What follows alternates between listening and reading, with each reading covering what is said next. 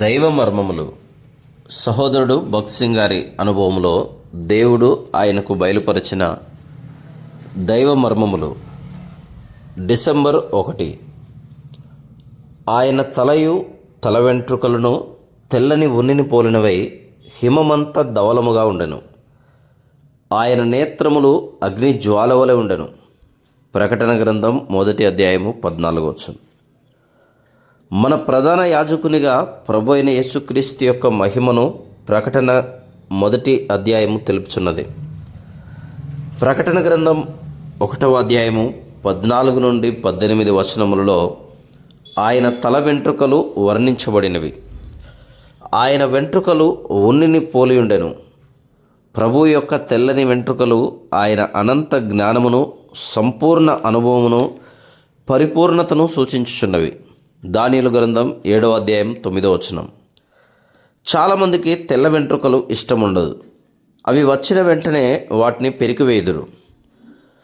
మానవ జ్ఞానం ఎంత సంపాదించుకున్నను ఆ జ్ఞానము తప్పులు చేయకుండా మనల్ని కాపాడలేదు. దైవ జ్ఞానం ద్వారానే మనము దేవుని మర్మములను అర్థం చేసుకొనగలం.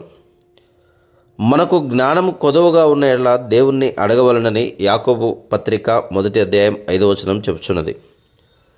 ఏలైనగా నిజమైన జ్ఞానం సమాధానకరమైంది, సులభముగా లోబడినది. నిజమైన పరలోక సంబంధమైన ఆత్మీయ జ్ఞానమును గూర్చి సామెతల గ్రంథం 8వ అధ్యాయం 1-5 వచనాలు 25 నుండి 30 వచనములలో చదివేదం. సామెతలు 9:1 పరలోక జ్ఞానమును గూర్చిన 7 స్తంభములను గూర్చి చదివేదం. దేవుని యొద్ద నుండి వచ్చు జ్ఞానం మొట్టమొదట పవిత్రమైనది, తర్వాత సమాధానకరమైనది, మృదువైనది, సులభముగా లోబడినది, కనికరముతోనూ మంచి ఫలములతోనూ నిండుకొనినది, పక్షపాతమైనను వేషధారణైనను లేనిదియునై ఉన్నది. యాకోబు పత్రిక 3వ అధ్యాయం 17వ వచనం. అగ్ని జ్వాల వంటి నేత్రములు. దేవుని నేత్రములు లోకమందంతటను సంచరించును.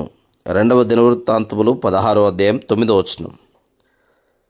నీ మీద నా దృష్టి ఉంచెదను అని కీర్తన 32:8 ఆయన వాగ్దానం చేసెను. దీని విషయమేమి, దాని సంగతి ఏంటి అని మనము ప్రశ్నించినట్లయినచో ప్రభు ఇట్లనను, నాకు తెలియను, నేను దానిని చూడగలను.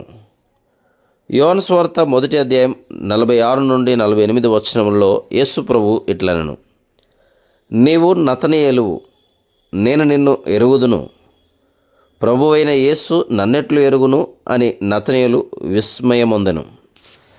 అతడెవరో యేసు ప్రభుకు తెలియను. అతడెక్కడ ఉండేవాడో అది కూడా ఆయనకు తెలియను. మన పరిస్థితులన్నింటినీ ఆయన ఎరిగి మనల్ని శుద్ధీకరించుట కొరకై ఆయన అనేక శ్రమలను మన జీవితంలో అనుమతించునని ఈ అగ్ని జ్వాల వంటి నేత్రముల ద్వారా మనం నేర్చుకొనుచున్నాము. Praise the lord.